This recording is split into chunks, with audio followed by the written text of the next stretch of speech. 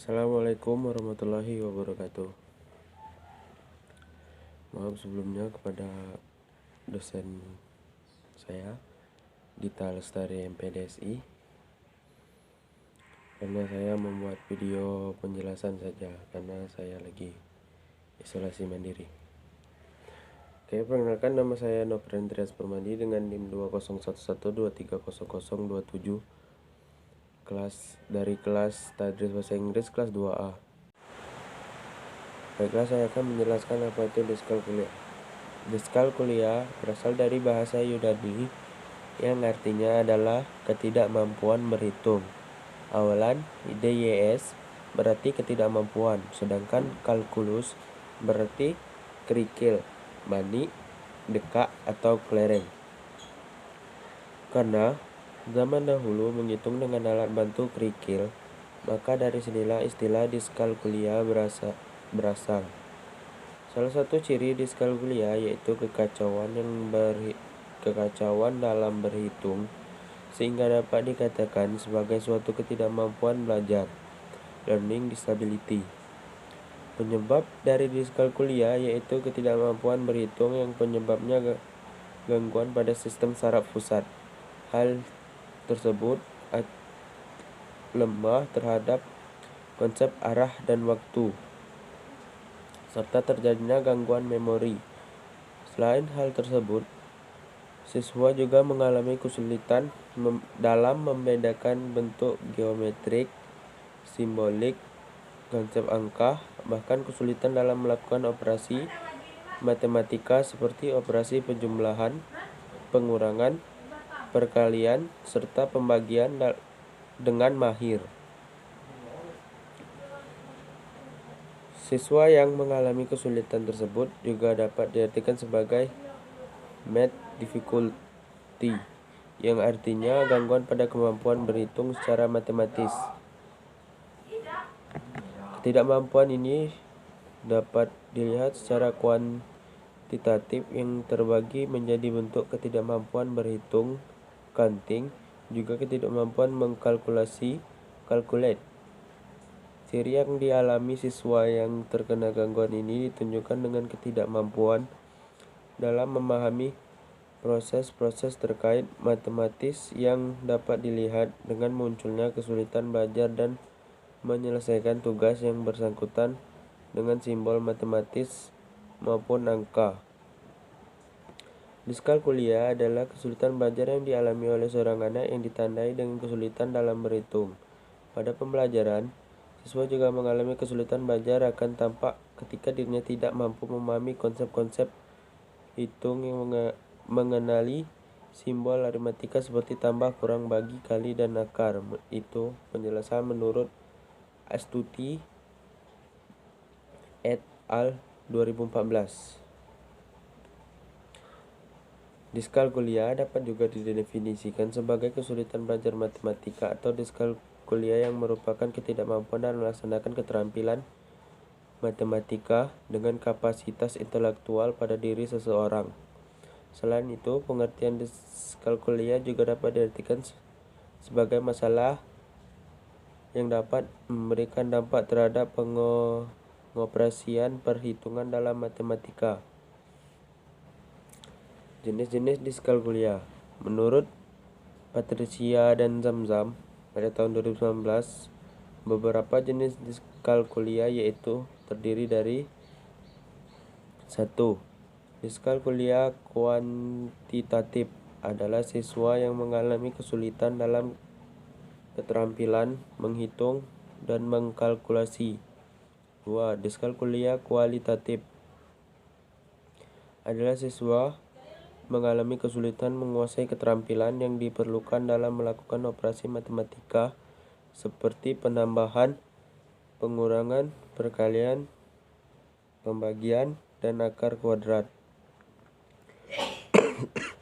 Diskalkulia intermediate adalah siswa yang tidak mampu mengoperasikan simbol atau bilangan seperti lebih dari, kurang dari, tambah, kurang, kali, bagi, akar, kuadrat. Selain itu, siswa juga mengalami kesulitan ketika jumlahnya lebih besar dari 1 juta sehingga siswa akan membutuhkan bantuan untuk memanipulasi untuk membacanya. Diskalkulia verbal, yaitu siswa dapat membaca dan menulis bilangan, akan tapi mengalami kesulitan dan tidak dapat paham tentang makna dari bilangan, mengingat nama bilangan atau mengenali bilangan ketika diucapkan oleh seseorang. 5. Diskalkulia prognostik, yaitu siswa mengalami kesulitan dalam melakukan manipulasi sesuatu secara matematis. Misalnya, apabila membandingkan bilangan dalam melihat mana yang lebih kecil atau besar, akan mengalami kesulitan dengan kuantitas, volume atau persamaan, baik secara praktis ataupun sistematis. 6. Diskalkulia leksikal, yaitu siswa mampu membaca digit secara tunggal, akan tetapi tidak dapat mengingat dalam hal jumlah yang besar. Diskalkulia grafis, yaitu siswa mengalami kesulitan dalam menulis simbol dan bilangan matematika, baik berupa angka, lambang, dan sebagainya. Diskalkulia indiagnostik merupakan kesulitan yang dialami siswa dalam mengingat ide ataupun konsep matematika setelah selesai mempelajarinya. Hal tersebut mempengaruhi dalam memahami pembelajaran berikutnya. 9. Diskalkulia operasional, yaitu siswa mengalami kesulitan dalam melakukan operasi dan hitung aritmatika. Selain itu, juga memiliki masalah untuk melakukan perhitungan yang membutuhkan manipulasi angka dan pemahaman terhadap simbol matematika. Ciri-ciri siswa mengalami diskalkulia. Menurut Suzana dan Maulidia pada tahun 2019, ada beberapa ciri-ciri siswa dapat dikatakan mengalami gangguan diskalkulia, yaitu 1. Ditandai dengan gangguan dalam memahami pola hubungan keruangan. Contoh dari gangguan tersebut seperti atas, bawah, puncak, dasar, jauh, dekat, besar, kecil, tinggi, rendah, depan, belakang, awal, akhir. Pada siswa yang telah memasuki sekolah dasar, biasanya sudah mampu menguasai konsep tersebut. Dalam kehidupan sehari-hari, siswa telah memahami konsep tersebut dari pengalaman yang dimiliki siswa melalui lingkungan sosialnya, baik ketika mereka bermain dengan temannya atau di kehidupan sehari-harinya. Siswa yang mengalami memahami konsep tentang pola hubungan keruangan dapat disebabkan oleh faktor kesulitan dan berkomunikasi dan lingkup sosialnya tidak mendukung kondisi yang kondusif agar terjalin komunikasi. Hal tersebut disebabkan oleh dua kondisi, diantaranya kondisi intrinsik yang ada karena ketidakmampuan otak dan kondisi ekstrinsik berupa lingkup sosial yang tidak mendukung adanya komunikasi, sehingga menyebabkan siswa mengalami gangguan dalam memahami beberapa konsep pola hubungan keruangan. Gangguan yang dialami siswa dalam memahami konsep-konsep pola hubungan keruangan bisa menyulitkan pemahaman siswa, apabila siswa tidak bisa melakukannya, seperti siswa merasakan jarak tiap angka pada garis bilangannya atau penggaris, sehingga tidak mengetahui bahwa angka 4 ternyata lebih dekat ke angka 5 daripada ke angka 7. 2. Abnormalitas persepsi visual. Ketidakmampuan siswa dalam macam-macam objek dalam suatu kelompok dan hubungan di antaranya dapat terjadi dikarenakan adanya gejala abnormalitas persepsi visual. Siswa yang mengalami abnormalitas persepsi visual akan terlihat tidak mampu apabila disuruh untuk menjumlahkan dua kelompok benda dan masing-masing benda tersebut terdiri dari 4 atau 5 anggota. Sebaliknya, siswa yang memiliki kemampuan macam-macam objek dalam satu kelompok pastilah dapat secara cepat dan tepat untuk menentukan jumlah objek dalam suatu kelompok. Karena hal tersebut sering terjadi dalam kontak pada lingkungan sosial. Abnormalitas persepsi visual yang dialami siswa dengan masalah tersebut akan menghitung anggota benda tersebut satu persatu terlebih dahulu sebelum kemudian menjumlahkannya. 3. Asosiasi visual motorik. Siswa diskalkulia tidak dapat menghitung beberapa benda dengan berurutan sampai membilang benda tersebut. Contohnya seperti menghitung jumlah suatu bilangan 1, 2, 3 tanpa memperhatikan bahwa benda yang dihitung tersebut bukan benda. Bilangan pertama akan tetap siswa memegang benda kedua namun baru mengucapkan 1, atau kebalikannya, baru menyentuh benda pertama namun ia sudah mengucapkan 2. Oleh sebab itu, siswa dengan masalah tersebut menunjukkan kesan bahwa ia hanya menghafal bilangan tapi tidak memahami maknanya. 4. Preferasi. Siswa yang mengalami masalah preferasi ditandai hanya fokus pada satu objek saja dengan waktu yang lama sehingga awalnya dapat menyelesaikan tugas dengan baik, namun lambat laun fokusnya melekat pada objek yang lain. 5. Ketidakmampuan mengenal dan memahami simbol. Sebagian siswa di kuliah yang mengalami ketidakmampuan dalam mengenal dan menggunakan beberapa simbol matematika seperti tambah, kurang, kali, tambah, lebih dari, kurang dari, dan simbol lainnya. Ketidakmampuan dalam memahami simbol dikarenakan adanya gangguan memori pada otak atau adanya gangguan persepsi visual.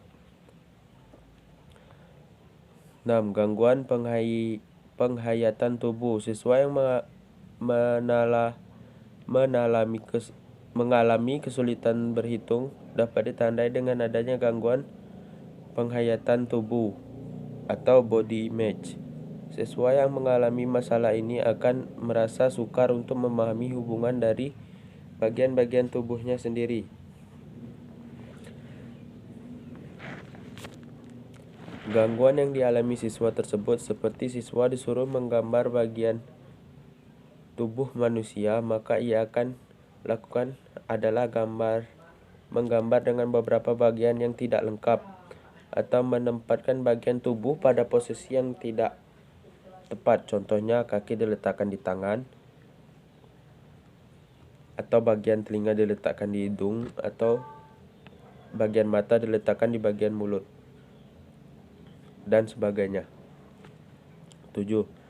Kesulitan memahami bahasa dan membaca. Siswa yang mengalami kesulitan pada memahami bahasa dan membaca disebabkan oleh pelajaran matematika banyak menggunakan simbol-simbol tertentu. Oleh karenanya, kesulitan dalam kemampuan memahami bahasa dapat mempengaruhi kemampuan siswa pada pelajaran.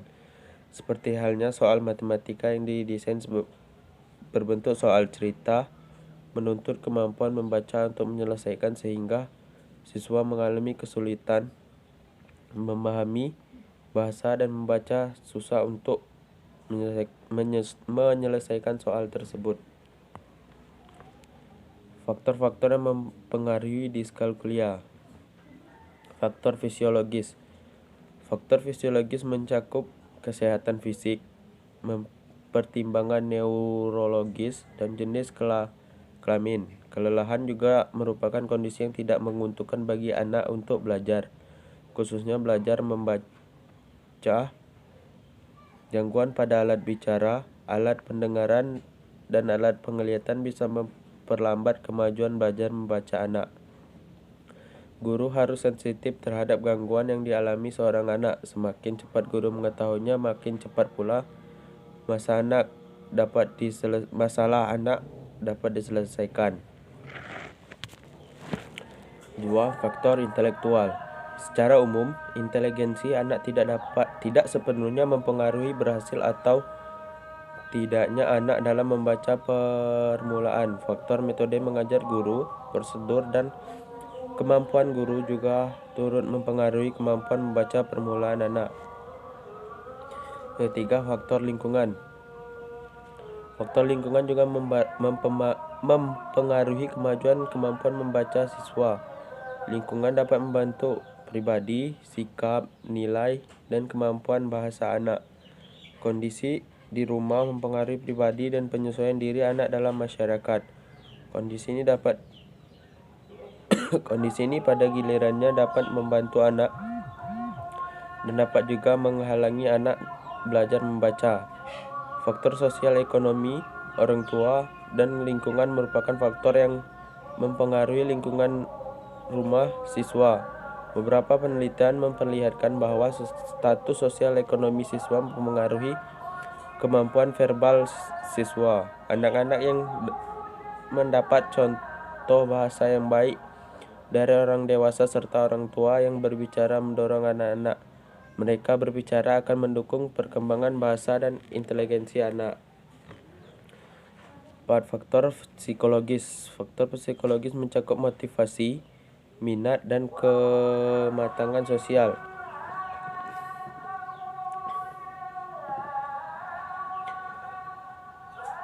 Emosi dan penyesuaian diri, suasana belajar yang kondusif dan menyenangkan akan mengoptimalkan kerja otak siswa. Ini akan memotivasi siswa agar belajar intensif. Seseorang tidak berminat belajar membaca jika tidak dalam keadaan tertekan. Seseorang siswa harus mempunyai pengontrolan emosi pada tingkat tertentu. Anak yang mudah marah, menangis, atau menarik diri akan mendapat kesulitan dalam belajar membaca. Sebaliknya, anak yang lebih mudah mengontrol emosi akan lebih mudah memusatkan perhatiannya pada teks yang dibaca dan dihitung. Penanganan diskalkulia